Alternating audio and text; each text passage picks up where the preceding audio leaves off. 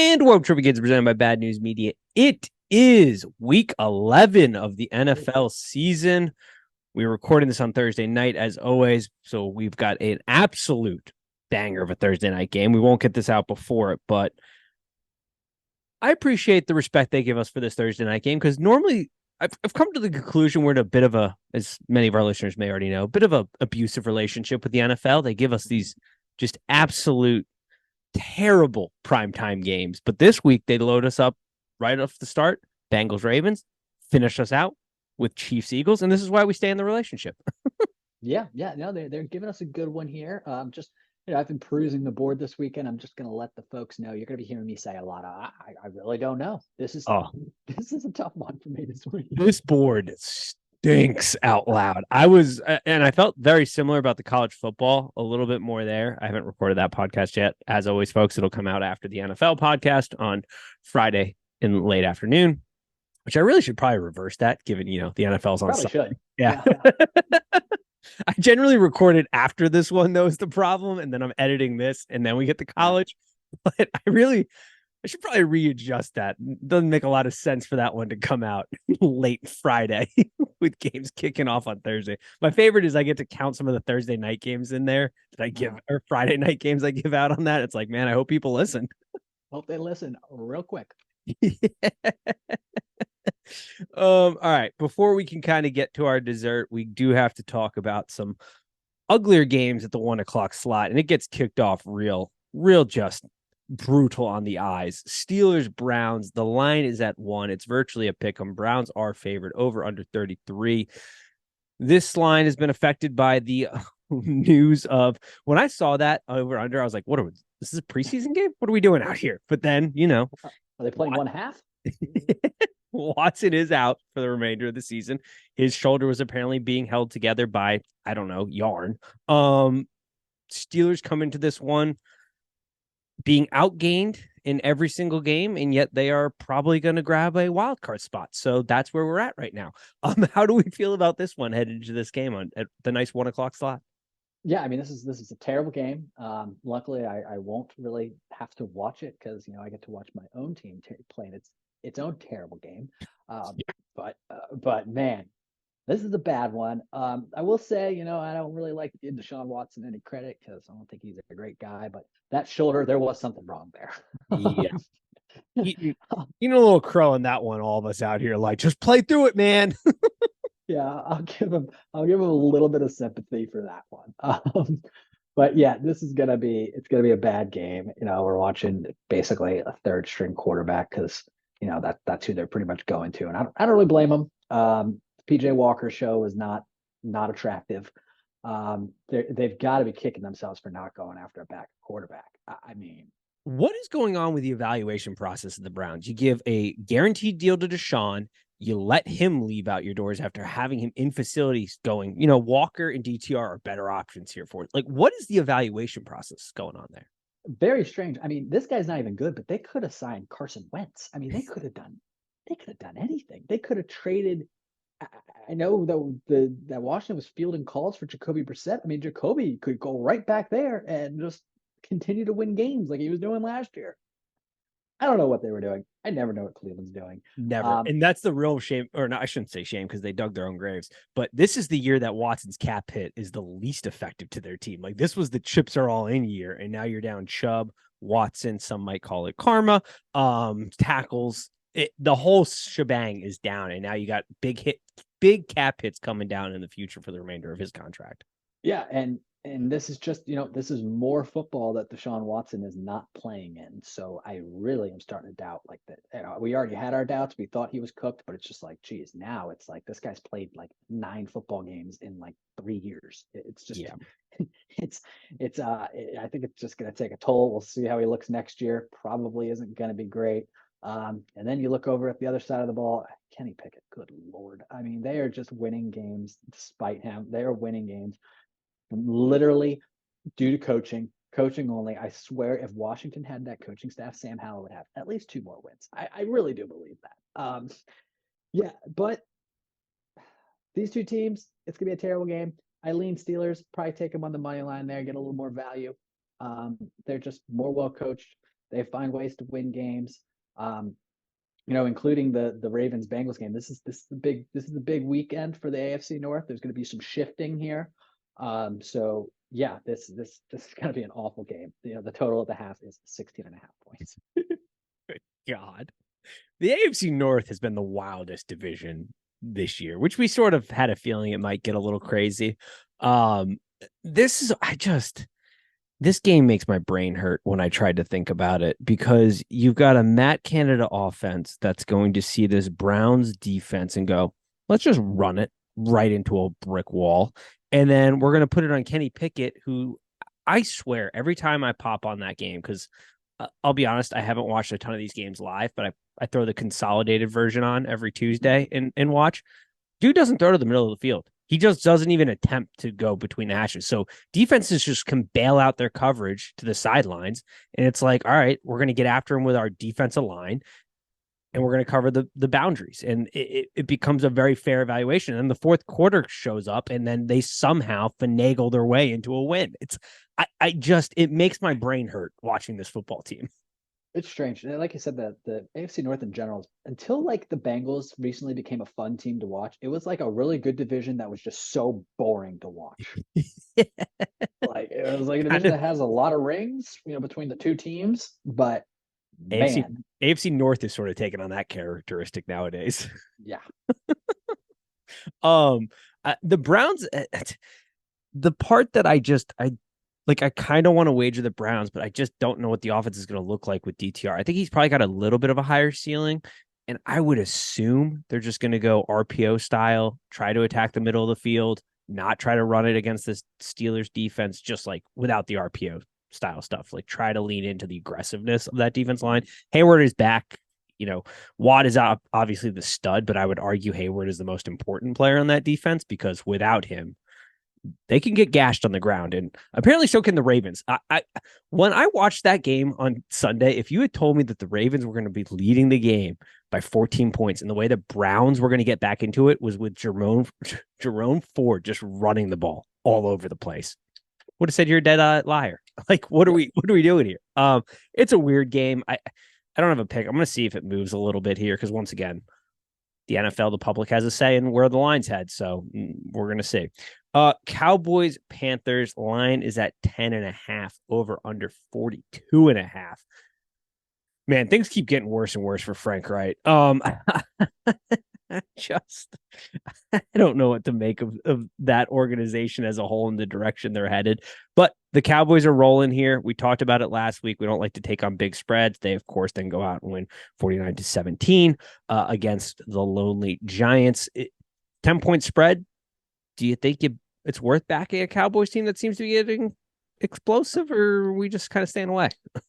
I'm typically not. Are you getting 10 or 10.5? Just wondering. 10.5. I don't know what I said, but I'm seeing 10.5 right now on DraftKings.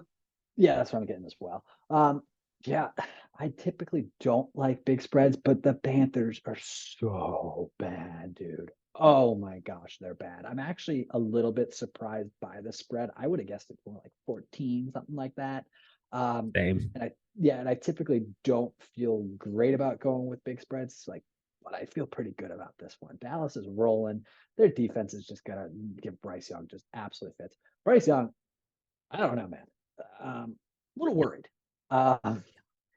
Yeah, I just don't really know the direction of this Panthers team. They're going to obviously try to surround him with some talent in the offseason, but they don't have much to, they don't really have many assets to acquire the talent. It's looking a like little DJ Moore would be quite nice in this offense.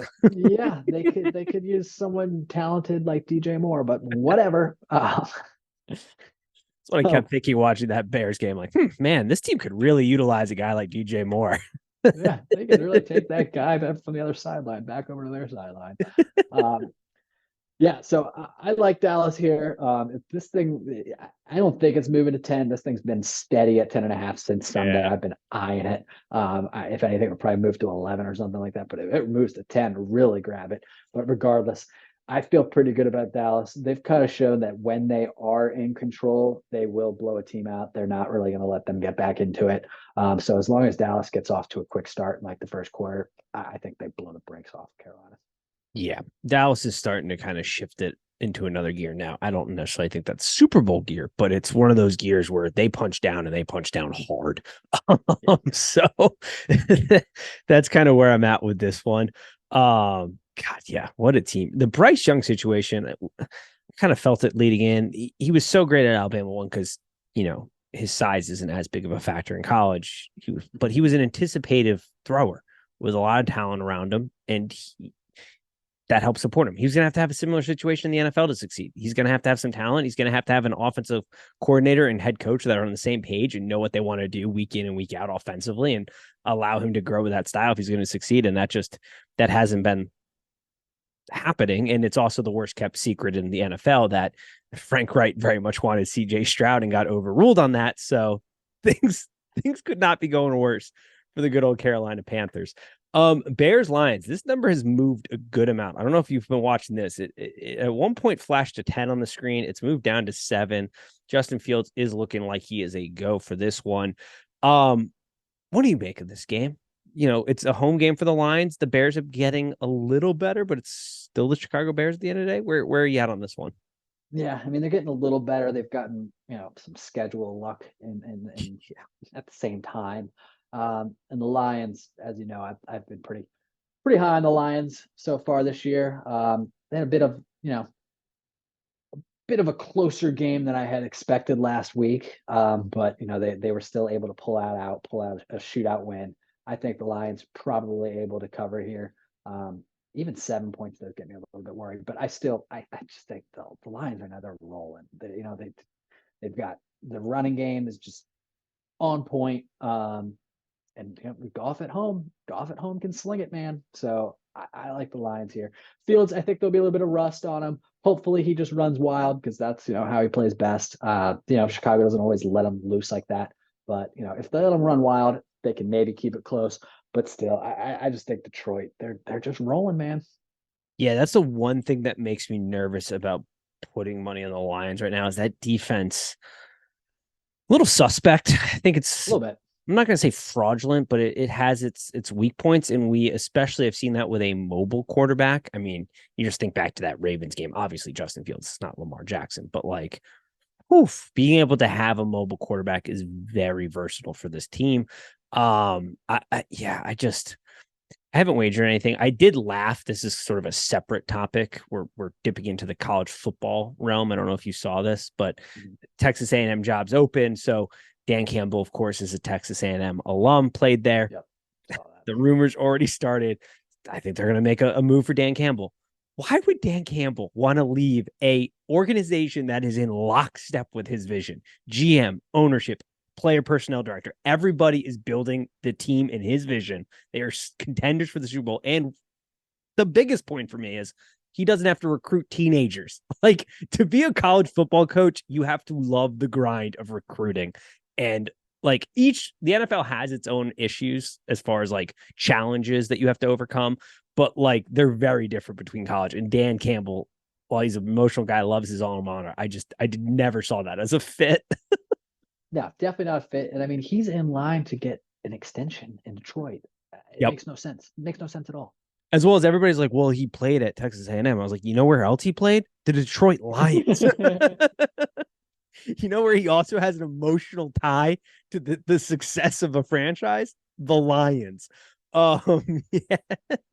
Just silly stuff. I just laugh at some of the dumb rumor mills. I mean, I guess it's a fair rumor because Texas A&M can just drop enormous money on you. They did just buy out Jimbo for $76 million. What a great scam that is. God, unbelievable. But that's all I got on this one. Raiders Dolphins lines at 13.5, over under 46.5. Am I being stupid and just being like, this is a punch down spot? You got the bump with Pierce in the first game. The Raiders have shown the offense they're going to run. It's simply, we just want to run the ball a lot. And the Dolphins are, famously known now as a team that punches down really hard, but when it comes to punching up, struggles. This feels like a punch down spot under 14. It does. The Raiders are probably, and we already talked about the Steelers, but Steelers are better than the Raiders. This is the worst 5-5 football team I've ever seen in my life. Oh, they suck. They're terrible. They shouldn't want to win any of these games. I mean, they're 31st in total yards per game, and they're going to go up against the Dolphins. Are you kidding me? The Dolphins are going to smoke them. I mean, it's a big spread regardless, but I just think this is one of those games where the Dolphins just go out and just annihilate them. Hopefully they're not looking too far ahead at their little Good Friday or not Good Friday, Black Friday, Black Friday football game, which is against the Jets. But the Jets have shown they can kind of compete. But yeah, this is a terrible 5-5, second in the AFC West football team. The AFC West, such disappointment. Just massive disappointment. I said AFC North earlier when I was talking about the AFC North. I meant the AFC East is turning into what the AFC North used to be. Yeah. I mean, this is just, it's a bad football team. I like the Dolphins. Just go out there and kick their ass. So yeah, give me the Dolphins. I'm with you. The other problem too for the Raiders is they play this like soft coverage where they just let guys run underneath. This is not the team to do that with. Like, not at all. Mike McDermott. God almighty. I have Sean McDermott on my brain because we're going to talk about him in a little bit, and we got some things to talk about with them. But not Mike McDaniels. Is going to have a field day scheming this one up. That'll be a fun one to watch. Cardinals Texans lines at 5, over under 48.5. I don't know what to make of the Texans right now and like the way Vegas is handicapping them, but I still feel like this line is a tad bit short of where the Cardinals are currently. Like I look at that defense and I have a hard time going, yeah, this is a team that can get consistent stops against CJ Stroud, who is rookie of the year, I think, sort of without a doubt, and is legitimately an MVP candidate. He won't win it because of the team's record, but like he's certainly in the conversation the way he's playing. Yeah, as he should be. Yeah, I mean, this Texans team, we didn't see it, but I mean, they're a good team. I mean, they could pretty much compete with anyone. And the Cardinals, I mean, it's still a mess there. Yeah, they got Kyler back. He was a little more mobile than I was expecting. But I think this Houston team, it is in Houston. I like them here to probably win by a touchdown, if not more. I mean, they've shown that they can put up points, minus the Cleveland game where they didn't score any points. But they've shown that they can put up points. I just think they're a little bit more complete. They're competing. They have a lot more to play for right now than Arizona does. I like their ability to probably go in here and get a dub, probably by about 6 or more. So yeah, I like them. I was interested how much we would see Kyler in the run game because like there's the fair assessment that they're probably going to move on from him. So it's like, do you want to open yourself up to potential injuries here? And clearly, if he's more active in that run game, this team offensively is going to be more successful. But like at this point, the defense is what we thought it was going to be in the season. They had a nice early season bump where they were a little feisty, but it's starting to waver. I kind of like the Texans in this spot. Titans Jags. I got zero opinions on this game. I want to just blindly take the Jags, but Mike Vrabel, for whatever reason, he just drags divisional opponents into the mud with him, it feels like, all the time, and just muddies the game up. And Trevor Lawrence has really been struggling in the face of pressure. We briefly highlighted that last week, but when teams bring pressure, he sort of crumbles. So I don't really know what to make of this. The Titans bring pressure at about a 23% clip. So I don't know. I've got a weird sneaking suspicion that this game's going to be real ugly and sort of close, but I don't know. Maybe I'm wrong on that. No, I mean, I kind of agree with you. Trevor Lawrence has been disappointing, man. He finished last season so strong. He had a pretty decent start to the season this year. And obviously, I said it on this podcast that I think by the end of the season, Trevor Lawrence will be the second best typical passing quarterback in the NFL. And I kind of look like an idiot now, but hey, you got to be bold and say things sometimes.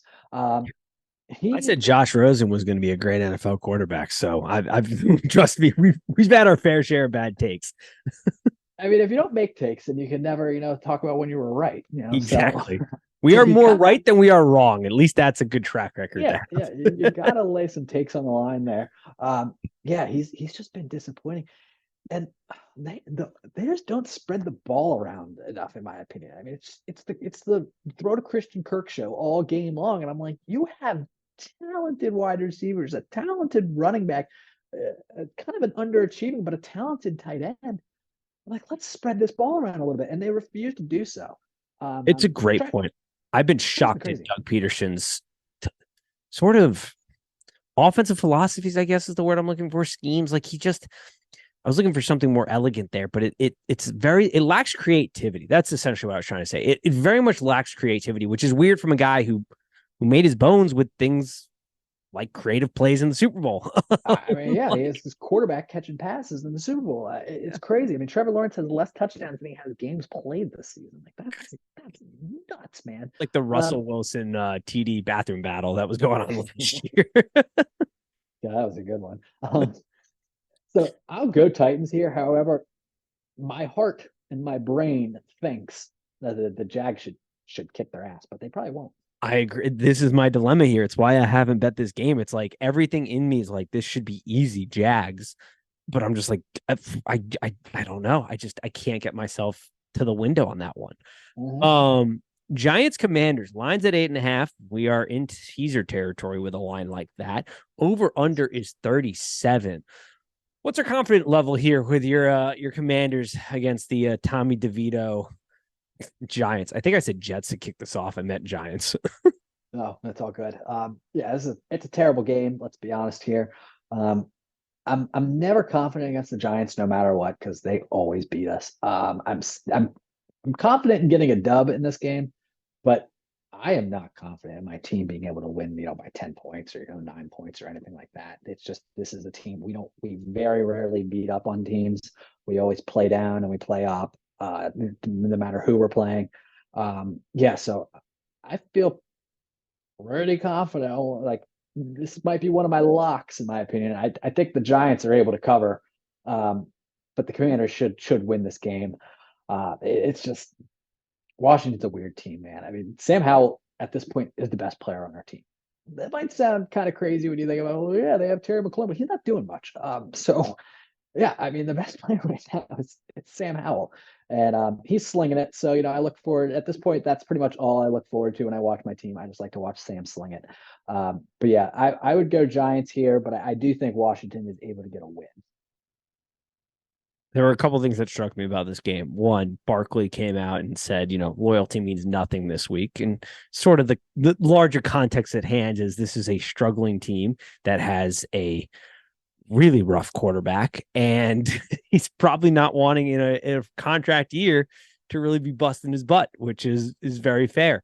The second thing that struck me that I saw this week is that Sam Howell is only going to make $2.5 million, I think, on his contract. Beautiful for cap space. Amazing. Like, this is the window of opportunity for Commanders fans that you have not seen in a little while here. He is slinging it. It'll be interesting the move they make in the offseason, but yet this is a teaser leg for me. I do put the Commanders in that spot, bring them down below the 3. And I have zero faith in Tommy DeVito. But I've talked about this last couple of weeks. He wasn't good in college. I don't know how he found his way onto an NFL roster. Good for him. All the more power to you, buddy. I don't want anybody to fail, but the shock that I had to the system when I saw he was rolling out as their option after Tyrod went down was I had to double check to make sure it was the same Tommy DeVito I knew. I was like, wait, this is the kid from Syracuse in Illinois? Oh, okay. Good for you, bud. I don't know how you conjure your way into this, but good for you. More the power to you. And he played exactly as I expected. So yeah, Commanders in a teaser, like simple as that. The Pack versus the Chargers. Over under 44. Line set at 3. Chargers are the favorite. Oh man, just week in and week out, I leave games wondering, what do you do here, Brandon Staley? This is your defense. This is the product you're proud of. This is the fourth largest amount spent in cap space the last 3 years. This is the product. I just don't know. I don't know this team. But then you flip the side, Matt LaFleur. I talked a little bit about it a couple weeks ago, but it was odd when he got hired. I thought it was kind of a reach trying to get that next young guy. There was a feeling that Rodgers was covering up some of the the poor coaching ability or play calling or however you want to phrase it, and that has come to fruition. Now you do have Jordan Love that's starting and is still kind of trying to get his feet under him, but now we're 10 weeks into this thing and it ain't looking pretty in Green Bay. No, it's not. Aaron Rodgers has really made a career out of just making coaches look better than they really are. And whenever he does come back to New York, he'll probably do the same thing for Robert Saleh. I mean, yeah, this is an interesting game. As always, I'm leaning on those Superchargers. I, I think Green Bay just sucks, man. I really do. Yeah, they've shown that they can kind of compete in games, or they'll kind of claw back late in games, make it look a little bit more interesting than it actually was. This is kind of a game. This is definitely a game where I get a little concerned about them backdooring, but I think this should be a game where Los Angeles just comes out from the start and hopefully is able to establish a pretty commanding lead. I think they have that potential, but they let me down all the time, so who knows? But still, I feel like this is one of those games where hopefully LA can get out, like to a 21-3 lead and hopefully hang on and, win something like 21-17 and just cover. So that's kind of how I'm feeling this game now. I don't trust the Packers at all. Nope. Zero trust there. This is the hold on to your butts. Let's go to the Chargers. Go back to my old nemesis that I loved so much. That really tortures my soul and keeps me up late at night. Yeah, we're gonna go Chargers on that one for me as well. I caught the falling knife with the Packers a couple weeks ago. I did not enjoy that experience. I don't want to do it again. It's as simple as that. We've talked about them so much in the last couple of weeks. New listeners might be like, wow, that's a really quick recap, Nate. Not a lot of info there. I'm just tired of talking about this team. Really, these two teams. I'm just sick of talking about these two teams week in and week out. But we do it for the people and the love of the game. All right. Bucks versus 49ers. Lines at 12. Over under 41.5. This game is so funny to me because my Tampa Bay Buccaneers are the 7th best defense when it comes to rushing yards allowed and the 7th worst defense when it comes to net passing yards allowed. God bless the consistency there, guys. This is a problem spot. Trent Williams is back. Debo is back.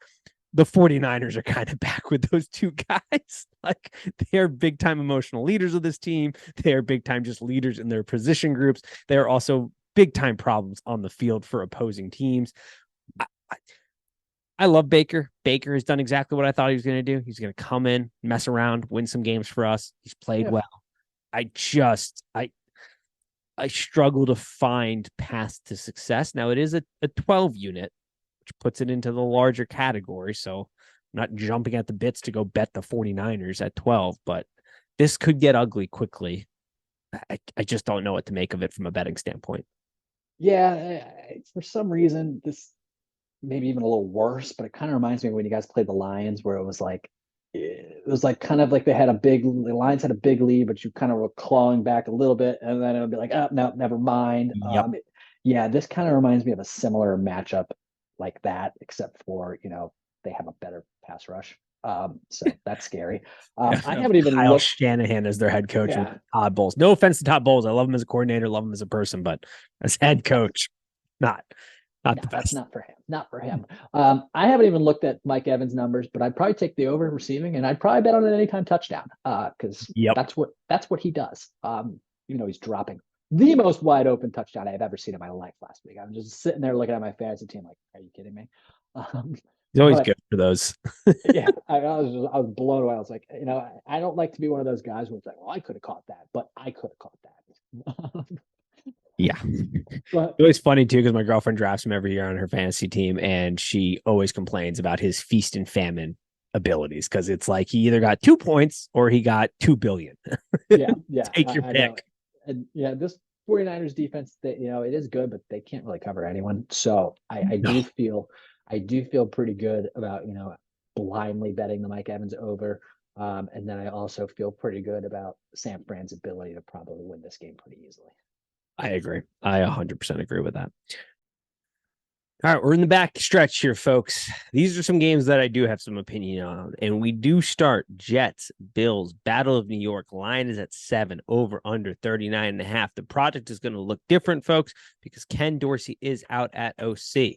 And just to put this into context of what this offense has been, they are third in yards per play, first in first downs, first in success rate, third in EPA per play, fourth in QBR, fourth in net yards per pass attempt, second and third down conversion rate, eighth in percentage of drives ending in a score, third in red zone efficiency, third in expected points contributed to the offense, but second in offensive drives ending in a turnover with 17.3.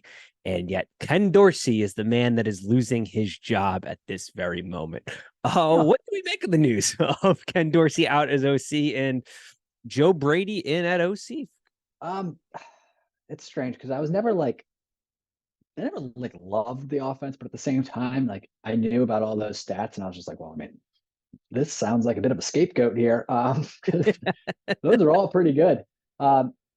And going on a little off-topic tangent, not to kick a man when it's down, but have you ever seen an older looking 42-year-old than Ken Dorsey? No, like so funny too, because I have images of like Miami Day Ken Dorsey, and then I'm like, that doesn't feel that long. I mean, it doesn't, and he looks like he's on 55. But again, not kicking a man while he's down. Coaching under Sean McDermott might do that to you, though. Yeah. Just walking in and just changing up your entire game plan.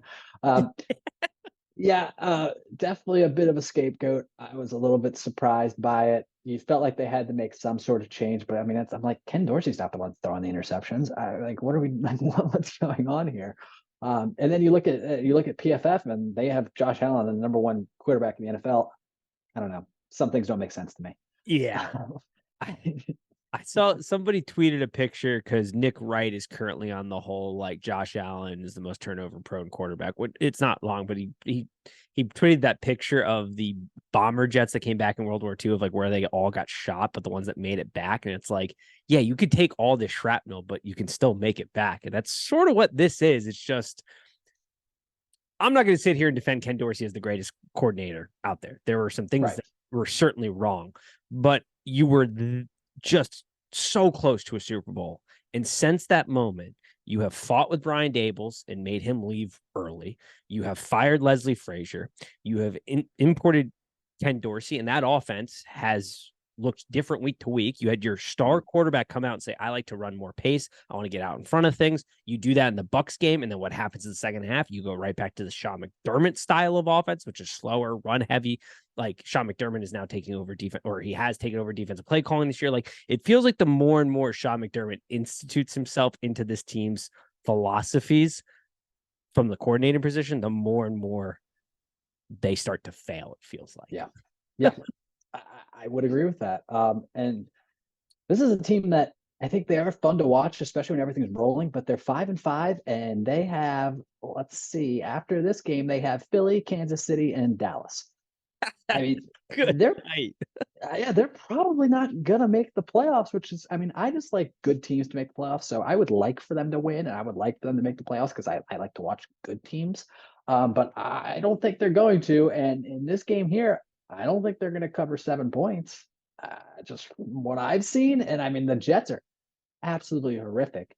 But still, I just this Bills team has lost to teams that I already think are horrific. So you're going to tell me that they're going to go out here and they're going to win this game by more than 7 points?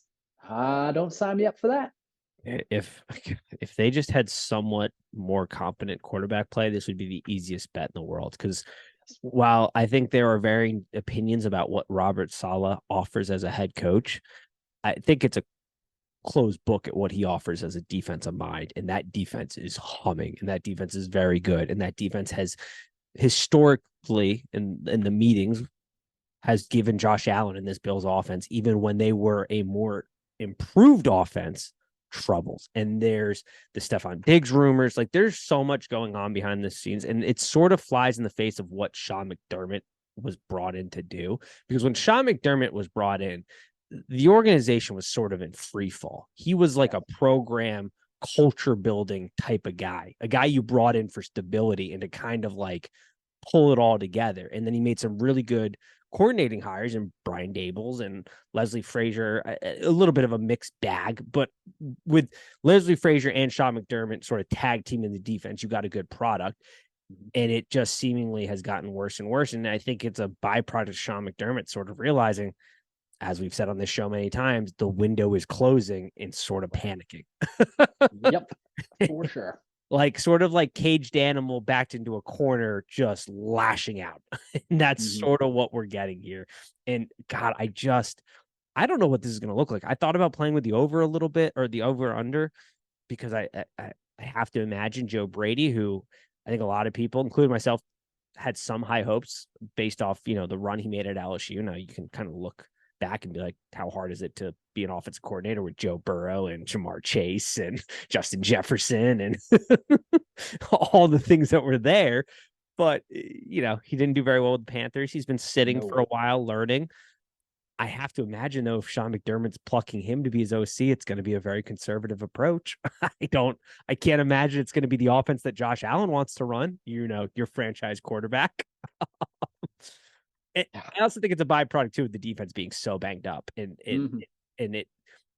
I've got to imagine it's hard for Sean McDermott, a defensive-minded guy, to see how often his defense is on the field, to see how banged that up is, and then his offense just turning the ball over and putting his defense in horrible positions and being like, what the hell is going on? So on some levels, I get it, but on some levels, you're just, man, what are we doing here? But I'm with you. I think I got to go Jets, but man, it's just, that's a hold on to your butts game. Like, this ain't going to be fun, but because good defense. If the Bills score they go up 14-0, game's over, because the Jets aren't scoring. A lot of confidence in the bet there. I mean, that's my biggest. You're not wrong. I know. It's just like, I feel like the Jets, I don't think the Bills can cover 7, but if they do go up 14-0, done. Bet is cooked. Oh, it's so true. All right. Sean McVay is taking on the Seattle Seahawks. Line is at 1. Rams are the underdog. Over under 46.5 or 46. I apologize. Sean McVay, 9-1 against the spread in the last 10 meetings against the Seahawks. He has had their number. This is a Seahawks team that has been lacking consistency, I think is fair to say. The Rams are sort of held together just barely at this point in the season, but hard to ignore, Sean McVay's track record against the Seahawks team. What do you make of this game? Yeah, this is an odd game.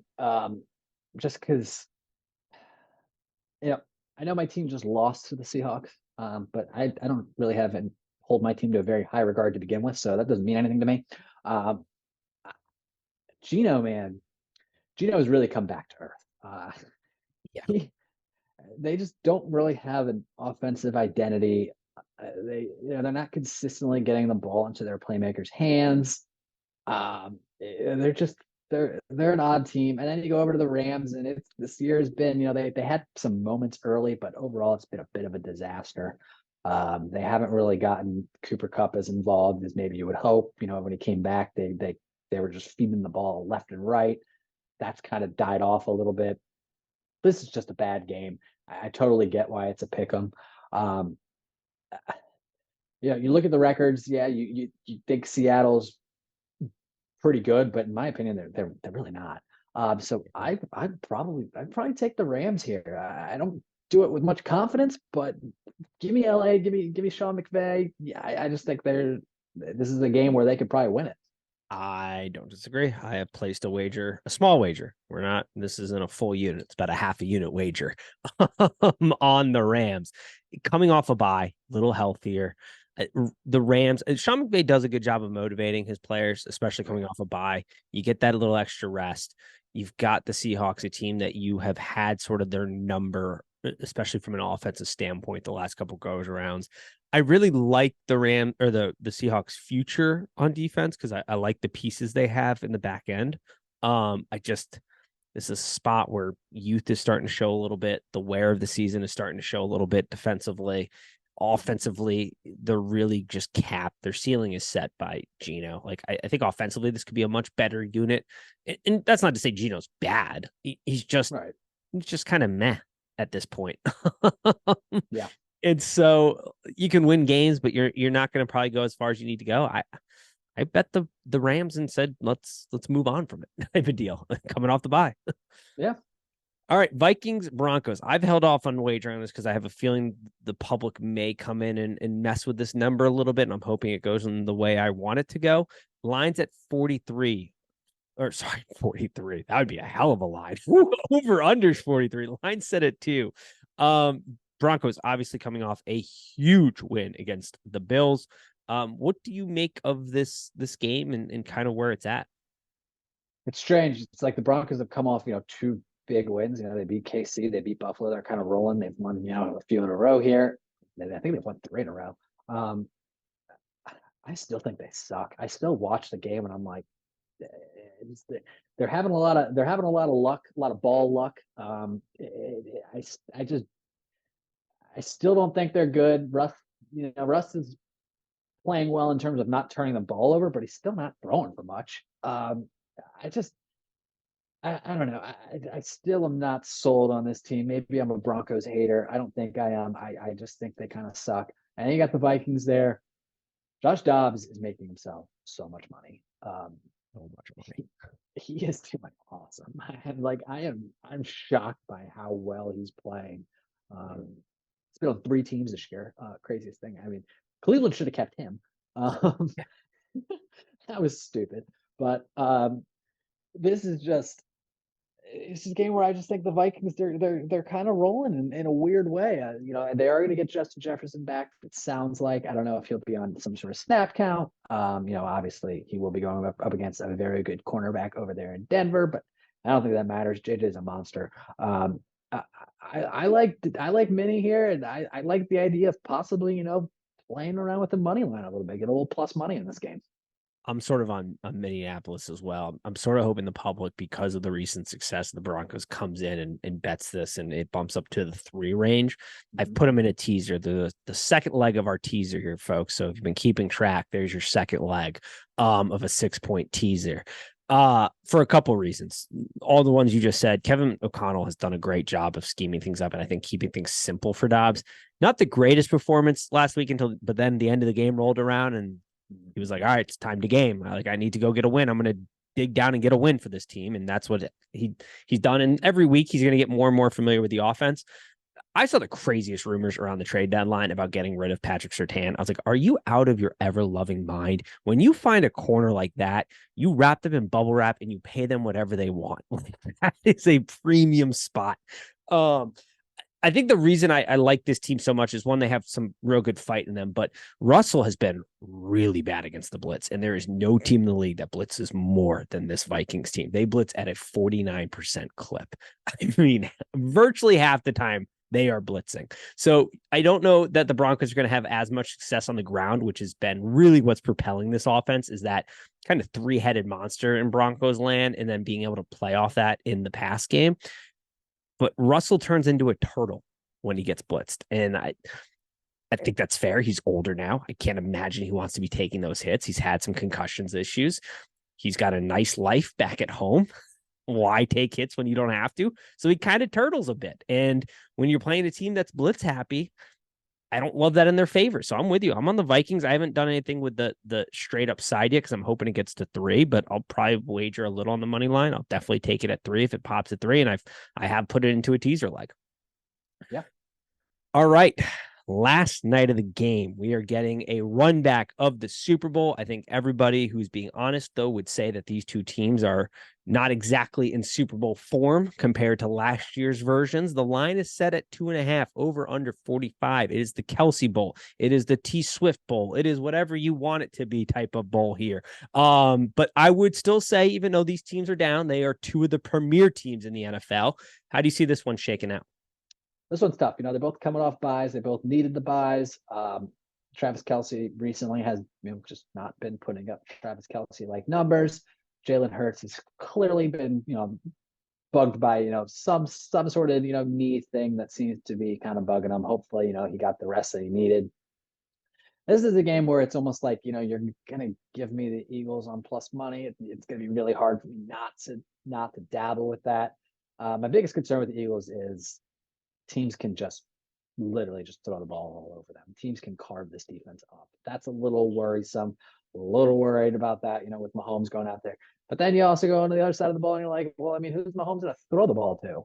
So, other than Kelsey, he's been, Rashee Rice has been getting a little bit more involved, which I think they need to continue doing that. Yep. They need to continue using Pacheco whatever they can. But I am a little bit worried about, who's going to be the guy that is going to, destroy this Philly defense. So I go Philly. I feel pretty good about them on the spread. I don't feel as good about them on the money line, but it's just hard for me not to take that if you're going to offer me that.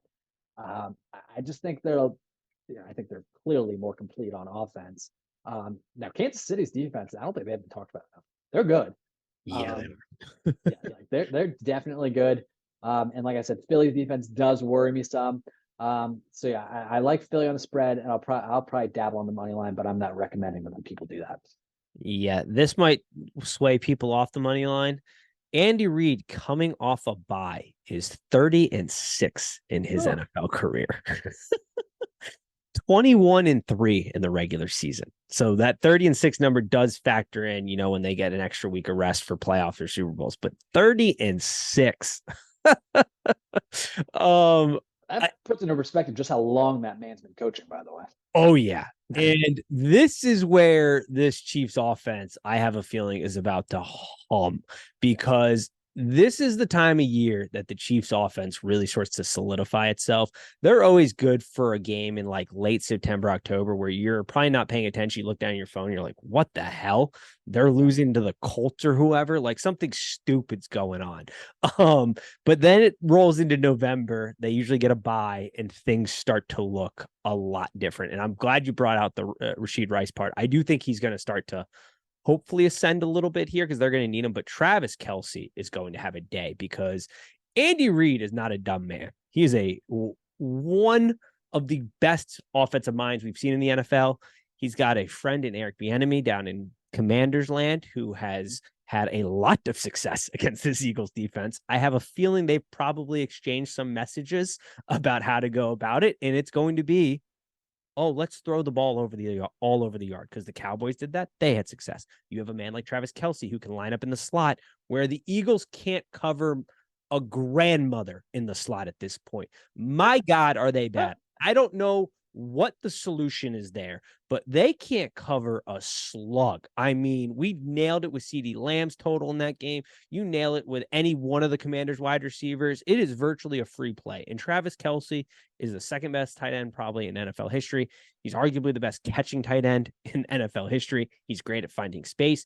His girlfriend's probably going to be in the stands in superstar Taylor Swift. That man's going to have a field day, I feel like, against this Eagles team. So offensively, Chiefs are going to hum. Eagles, I feel like this is a spot where they can hum a little bit, but I do wonder where that knee is at, because like you said, the Chiefs defense isn't being talked enough.